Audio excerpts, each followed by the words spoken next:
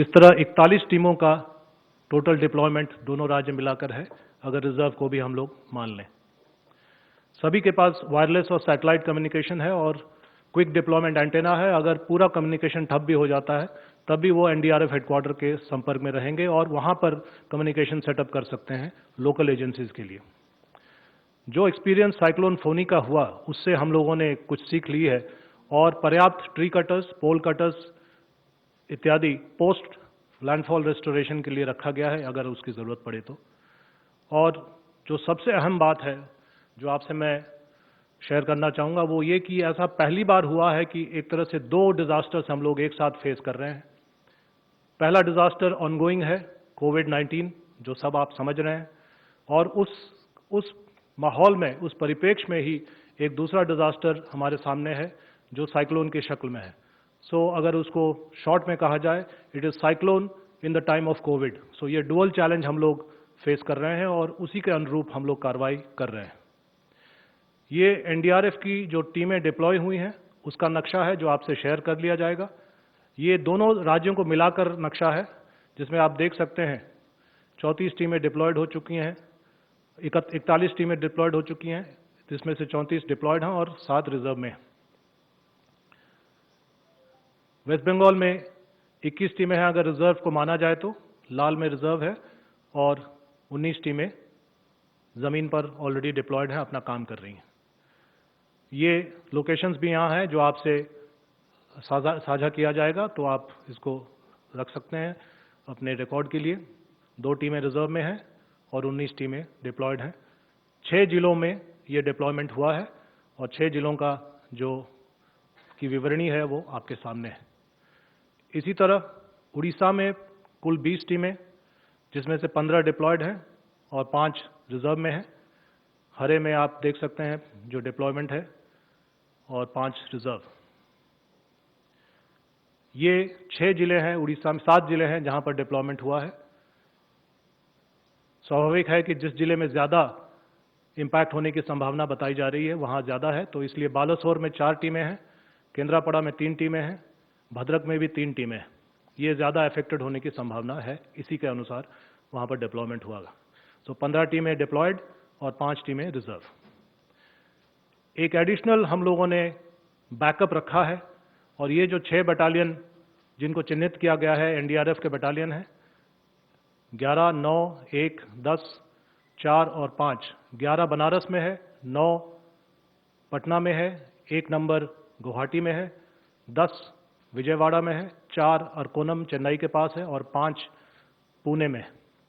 इन सभी में एयरपोर्ट्स हैं या मिलिट्री के एयरपोर्ट्स हैं, और इनको इसलिए चुना गया कि यहाँ से एयरफोर्स हेवी एयरक्राफ्ट C-130 इत्यादि से शॉर्ट नोटिस पर ट्रूप्स को ला सकता है जहाँ पर ज़रूरत हो।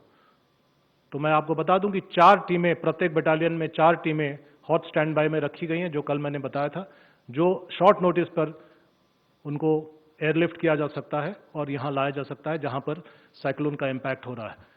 6 × 4 24 टीमें इस तरह से स्टैंड बाय में है, out of the area, but stand by, hot stand by में है for any time lifting by the air force.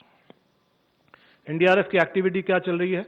Coordination का काम शुरू से ही हो रहा था, पिछले 7 दिन से हम लोग कर रहे थे। अवेयरनेस लगातार पिछले 3 दिन से अवेयरनेस कैंपेन चल रहा है, वो फोटो में आप लोग देखेंगे, वीडियोस में देखेंगे।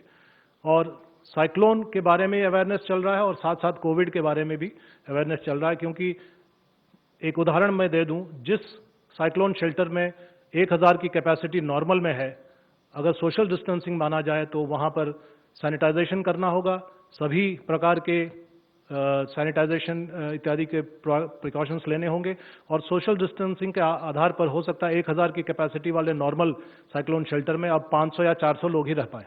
तो उसकी तैयारी कैसी होगी उसके बारे में भी अवेयरनेस चल रहा है। और इवैक्यूएशन का काम शुरू हो गया है। इवैक्यूएशन में अभी हम लोग, क्योंकि ये अब सबसे प्राथमिकता, बड़ी प्राथमिकता है इवैक्यूएशन, जान बचानी है लोगों की, तो वो इवैक्यूएशन का काम अभी लगातार बदस्तूर जारी है। और announcements that NDRF is available, इसके बारे में भी वहाँ कहा जा रहा है, और एनडीआरएफ जो है कम्युनिटी रिस्पॉन्स और कम्युनिटी रिलेशनशिप वहाँ पर सेटअप कर रही है। ये कुछ आपके सामने चित्र हैं जिससे आप समझ सकते हैं कि एनडीआरएफ की एक्टिविटी क्या हो रही है। अवेयरनेस कैंपेन आरामबाग हुगली, उलुबेरिया, हावड़ा, जो जिले चिन्हित हैं। सागर आइलैंड में आप देख सकते हैं अवेयरनेस कैंपेन चलाया जा रहा है, और सागर आइलैंड एक मेजर इम्पैक्ट एरिया होगा इस साइक्लोन से। अगर प्रेडिक्शन के हिसाब से हम लोग चलें तो यहाँ लैंडिंग होने की पूरी संभावना है। ये 24 परगना नॉर्थ, हसनाबाद, यहाँ पर अवेयरनेस कैंपेन चलाया जा रहा है। ये काकद्वीप, जो दूसरा आइलैंड है सागर आइलैंड के साथ साथ काकद्वीप, जो कि हाई इम्पैक्ट जोन माना जाता है। अगर एज पर प्रेडिक्शन और एज पर ट्रैजेक्टरी लैंडिंग हुई तो काकद्वीप भी बुरी तरह से अफेक्ट हो सकता है। ये उड़ीसा में आते हैं। उड़ीसा में जो अवेयरनेस कैंपेन का सिलसिला है वो पिछले 3 दिन से चल रहा है, और ये भद्रक में है, जो कि एक सस्पेक्ट डिस्ट्रिक्ट है कि वहाँ पर इम्पैक्ट ज़्यादा हो। ये जगतसिंहपुर में है, जो भी एक हाई इम्पैक्ट डिस्ट्रिक्ट माना जाता है। ये बालासोर में है, यह भी एक हाई इम्पैक्ट डिस्ट्रिक्ट, बल्कि यहाँ 4 टीमें हैं एनडीआरएफ की। ये केंद्रापाड़ा में है और ये पुरी में है। तो ये हमारी जो कार्रवाई है ये आपके सामने है। फिर से मैं दोहरा दूं कि इसको हम लोगों ने सुपर साइक्लोन की कैटेगरी को देखते हुए तैयारी की है।